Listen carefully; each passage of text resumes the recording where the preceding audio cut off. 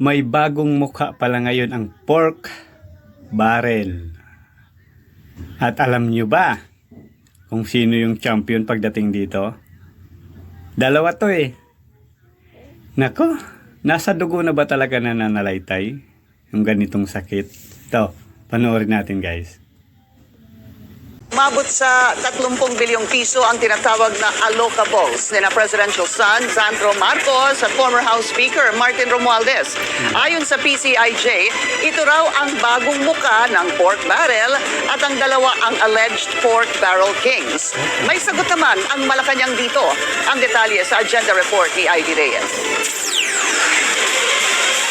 May tiwala ang Pangulo sa anak niyang si House Majority Leader Sandro Marcos na kaya nitong tugunan ang mga kwestiyon laban sa kanyang allocable projects sa 1st District ng Ilocos Norte.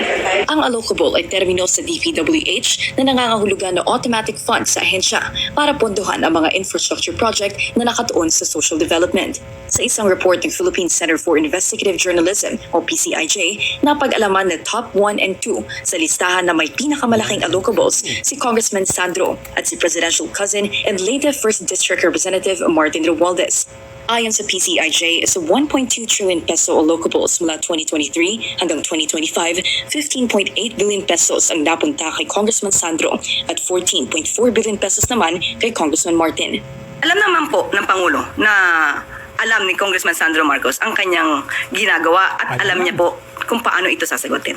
Nagsimula ang pag-usbong ng allocables noong 2023 sa ilalim ni dating DPWH Secretary Manuel Bunoan sa pamamagitan ng tinatawag na BBM Parametric Formula o Baseline, Balanced, and Managed Formula na tanging si former DPWH Undersecretary Catalina Cabral lang daw ang nakakaintindi, ipinapasok ang mga allocable sa National Expenditure Program o President's Budget.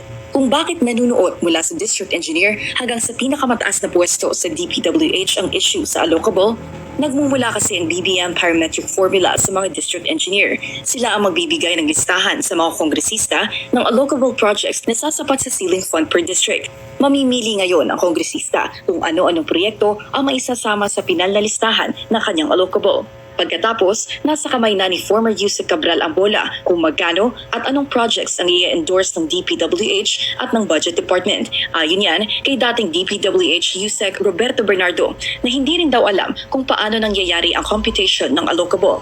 Kapansin-pansin din sa PCIJ report ang analysis nito na sa kabila ng trillion peso allocables ng magkamag-anak na kongresista, wala ni isa sa allocable ng Duterte allied lawmakers na sina Congressman Paulo Duterte, Isidro Ungab, Pantaleon Alvarez at Kaimer Olaso ang napasa sa 2025 budget. Para sa agenda, Ivy Reyes, Bilinar News Channel.